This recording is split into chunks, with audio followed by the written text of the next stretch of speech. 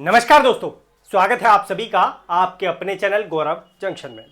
दोस्तों आज जो वीडियो आप लोगों के लिए लेकर आया हूं यह है स्कोर कार्ड की। आप में से कई बच्चों ने रिक्वेस्ट किया था, मैंने आप लोगों के लिए कम्युनिटी में पोस्ट भी डाला था जिसमें 83% बच्चों ने बोला कि हमें इस वीडियो की रिक्वायरमेंट है। तो सोचा कि इस पर प्रूफ के साथ आप लोगों को क्लैरिटी देते हैं ताकि जितने भी डाउट्स हैं आप लोगों के स्कोर कार्ड को लेकर वो अच्छे तरीके से क्लियर हो जाए। कई बच्चे ये बोल रहे थे कि सर जी समझ नहीं आ रही चीज़ें, हमने अनेकों वीडियो देख ली स्कोर कार्ड से रिलेटेड बट हमें क्लैरिटी नहीं मिल पा रही है अच्छे तरीके से। दोस्तों मैं एक चीज़ आप लोगों को बता दूं कि यूट्यूब पर जो इन्फॉर्मेशन आप लोगों को इस टाइम पर मिल रही है ना, वो चीज़ मैं आप लोगों को 2-2, 3-3 साल पहले दे चुका हूँ। ये 3 साल पुरानी वीडियो है ऑनलाइन और ऑफलाइन ज्ञान पर। मैंने जब रिजल्ट आप लोगों को आया था ग्रुप डी का 19 वाली भर्ती का, एक नोटिस जारी किया था डिपार्टमेंट ने, आप लोगों के जो मार्क्स हैं AITT के वो जुड़े हैं नहीं जुड़े उससे रिलेटेड। तो ये वीडियो मैं आपके लिए पहले ही क्रिएट कर चुका हूं। जो बच्चे मुझे पहले से जानते हैं ऑनलाइन और ऑफलाइन ज्ञान से मेरे पास गौरव जंक्शन पे आए हैं उनको बहुत अच्छे तरीके से क्लैरिटी है। बाकी मैं देरी आप लोगों के लिए नहीं करूंगा, सीधा पॉइंट पर आता हूं और जो मुख्य बातें हैं प्रूफ के साथ आप लोगों को दिखाता हूं। सबसे पहले तो नोटिस पर ही आप लोगों से बातें की जाएगी, ठीक है। ये नोटिस है जिसमें आप लोगों के लिए जानकारी दे रखी है। मैं आप लोगों को दिखा देता हूं कि क्या जानकारी इसमें आप लोगों के लिए है। ये देखो 2 पॉइंट दे रखे हैं, सेकंड और थर्ड। इसमें से जो आप लोगों का मुख्य पॉइंट है वो आप लोगों का है सेकंड वाला।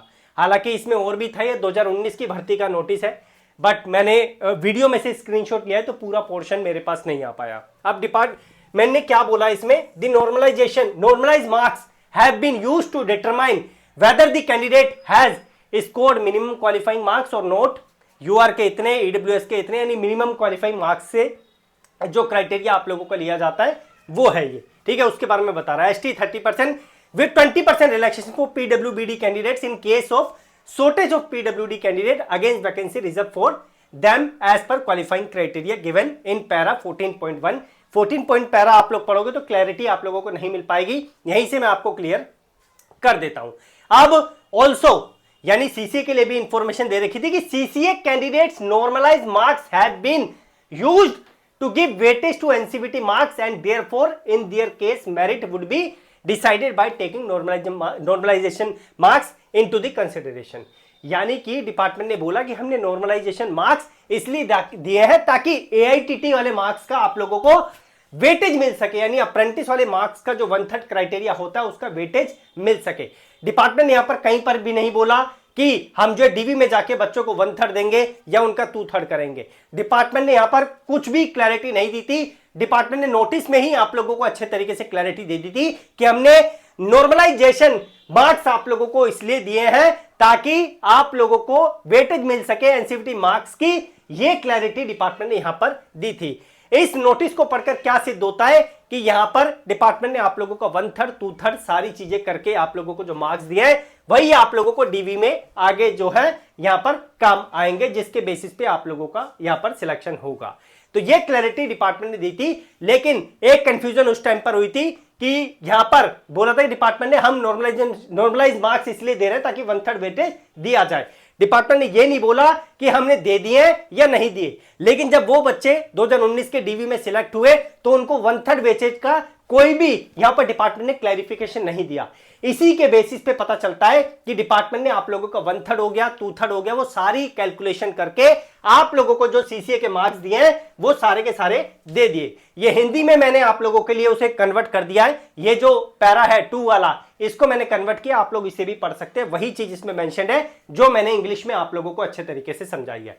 आगे बढ़ते हैं। ये CCs वाले बच्चों का स्कोर कार्ड है, इसे आप लोग देखो, आप लोगों को और अच्छे तरीके से क्लैरिटी यहां पर मिलेगी, ठीक है। अब यहां पर ये सारी चीजें छोड़ो, ये बच्चे के टोटल नंबर ऑफ क्वेश्चन 100 थे। Total number of question ignore 2 ignore कर दिए, जिसमें से वैलिड क्वेश्चन 98 बचे। इसने क्वेश्चन अटेम्प्ट किए 16, मार्क्स इसके आए यहां पर जो है जो क्वेश्चन इसने आंसर किए करेक्टली 14 और number of question answered incorrectly 14, जिसमें से इसको जो वेटेज मिली मतलब इसको जो मार्क्स मिले माइनस में इसके मार्क्स चले गए। तो यहां पर इसके प्रोराटा बेसिस पे जो नॉर्मलाइज मार्क्स करके डिपार्टमेंट ने दिए वो दिए इसको यहां पर 25। अब मेरे को ये बताया ऐसा कौन सा डिपार्टमेंट है, रेलवे का कौन सा जो है आप लोगों के लिए बैच है, चाहे एनसीवीटी आप लोगों का एनटीपीसी का हो या आरपीएफ का हो, एएलपी का हो, टेक्नीशियन को, वो आप लोगों को 25 नंबर दे रहा हो नॉर्मलाइजेशन में। तो इसी से पता चलता है कि डिपार्टमेंट ने आप लोगों को पहले ही यहां पर सब कुछ ऐड सब्ट्रैक्ट जो इनको करना था, 2/3 सब्ट्रैक्ट, 2/3 आप लोगों का मल्टीप्लाई और 1/3 आप लोगों का ऐड, वो सब कुछ करके डिपार्टमेंट ने आप लोगों को दे दिया है। इसी तरीके से अगर हम नेक्स्ट देखें तो नेक्स्ट इस बच्चे के 27 नंबर बन रहे थे और इसके 49.97 मार्क्स डिपार्टमेंट ने कर दिए। ये भी सीसीए कैंडिडेट है। अगर हम इसकी बात करें तो ये भी सीसीए कैंडिडेट है। आप लोग देख सकते हैं 6 से इसके 27 हो गए। तो यहां पर जब 2020 से पहले जिन बच्चों ने थ्योरी बेस का एग्जाम दिया है उन बच्चों के मार्क्स इतने ही यहां पर आते थे। किसी के 60 आ गए, किसी के 65 आ गए, किसी के 70 आ गए। एआईटीटी की बात कर रहा हूं मैं, उन बच्चों के 90 नंबर नहीं आते थे। लेकिन इस बार का जो स्कोर कार्ड होगा आप लोगों को क्लैरिटी मिल जाएगी अच्छे तरीके से कि ये 27 अगर 6 है तो ये 27 बढ़ के हो सकता है कि 35 हो जाए, क्योंकि यहां पर जो है इस बार जो आप लोगों का एआईटीटी का क्राइटेरिया है उसमें बच्चों के 90 नंबर 99 तक नंबर बच्चों के जो है डिपार्टमेंट ने उनको दिए हैं। अब अगर मैं कंपैरिजन करूं तो ये आप देख सकते हैं, ये वाली जो मार्कशीट है एक नॉर्मल कैंडिडेट की है, ठीक है। इसमें अगर हम इसके नॉर्मलाइजेशन मार्क्स वाले देखें तो आप देखें 21 से 24 हुए। ये परसेंटाइल स्कोर है, इसके बेसिस पे नहीं जाना। सीसीएस वाले बच्चों को परसेंटाइल स्कोर नहीं दिया था डिपार्टमेंट ने। आप लोग ये अच्छे तरीके से देखें, आपको पता चल जाएगा अच्छे तरीके से, ठीक है। ये वाला जो पोर्शन है, ठीक है। अब यहीं पे इसका कंपैरिजन करें तो इसके -4 थे, -4 से 19 हो गए, यानी कि इस बच्चे के 23 नंबर यहां पे लगभग ऐड हुए हैं, क्योंकि -4 के बाद प्लस भी तो डिपार्टमेंट ने किया होगा, तो 23 बच्चे ऐड हुए हैं। ऐसी कौन सा जो है रेलवे ग्रुप डी का यहां पर क्राइटेरिया है जिसमें इतने नंबर नॉर्मलाइजेशन के टाइम पर मिलते हैं? तो यह चीज संभव नहीं है। आप ये समझो कि डिपार्टमेंट ने आप लोगों का 1/3 ऐड कर दिया और 2/3 क्राइटेरिया भी सीबीटी का आप लोगों को करके यहां पर डिपार्टमेंट ने दिया है। इसी तरीके से नेक्स्ट कंपैरिजन आप लोग देखो, आप लोगों के सामने आपको अच्छे तरीके से यहां पर दिख जाएगा। इसी तरीके से एक और कंपैरिजन देखो, कितना कितना स्कोर यहां पर सीसीएस वाले बच्चों का बढ़ रहा है। इसी तरीके से अभी अगर हम बात करें तो ये जो बच्चा है ये आप लोगों का नॉर्मल कैंडिडेट है, इसका स्कोर आप लोग देख सकते हैं कितना 9 नंबर इसको मिले नॉर्मलाइजेशन में, ठीक है। इसी तरीके से नेक्स्ट देखो, इसी तरीके से नेक्स्ट देखो, इस तरीके से चीजें आप लोगों के सामने आती रहेगी, ठीक है। तो ये क्राइटेरिया थे, बहुत अच्छे तरीके से आप लोगों को मुझे समझाना था, मैंने अपनी तरफ से आप लोगों को क्लैरिटी दे दी है। बाकी फिर भी कोई डाउट आप लोगों के लिए आता है तो कोई जो एक्सपर्ट है, जो आप लोगों को बहुत अच्छी इंफॉर्मेशन दे सकता है, डिपार्टमेंट से आप लोगों को इंफॉर्मेशन निकलवा के दे सकता है, तो प्लीज आपसे रिक्वेस्ट है उनसे भी एक बार क्लैरिटी ले लो ताकि और अच्छे तरीके से आप लोगों को आउटपुट मिल जाए।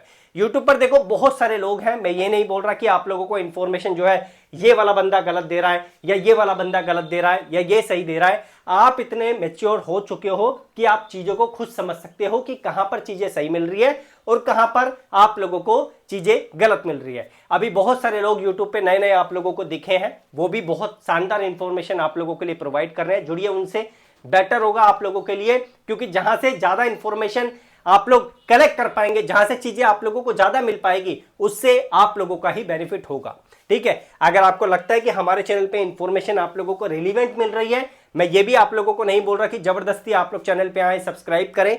ये चैनल सीसीएस का आप लोगों के लिए बनाया गया था, आप लोग पता ही है। हमारा ऑलरेडी एक चैनल था 1 मिलियन वाला, ऑनलाइन एंड ऑफलाइन ज्ञान, उस पर हम ऑलरेडी इंफॉर्मेशन दे ही रहे थे।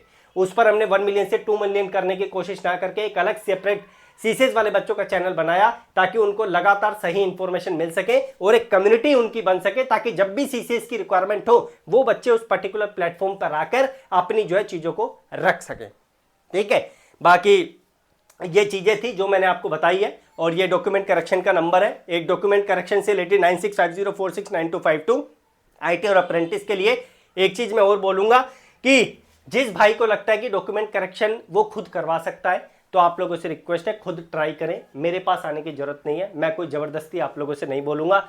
हाँ, जिस बच्चे को लगता है कि आगे उसको दिक्कत हो सकती है, एग्जाम कोई डीवी करवा के आया, डीवी करवाने के बाद अपना जो है यहाँ पर डॉक्यूमेंट करेक्शन उसका नहीं हो पाया, डिपार्टमेंट ने उसको बाहर कर दिया, वो बच्चे कनेक्ट करें हमसे, कोशिश करेंगे उसका करेक्शन करने की। नहीं होगा तो देन एंड देयर आप लोगों को बता देंगे कि भाई नहीं है बस की, हम आपसे पेमेंट यहाँ पर नहीं लेंगे। आपसे यही सिलसिला चलेगा, बेफालतू में आपसे पहले पैसे लेके मैं आप लोगों को अब परेशान यहाँ पर नहीं करूंगा। अगर होगा करेक्शन तो ही आप लोगों से मैं लूंगा, अगर आप नहीं कर पा रहे उस चीज को, ठीक है।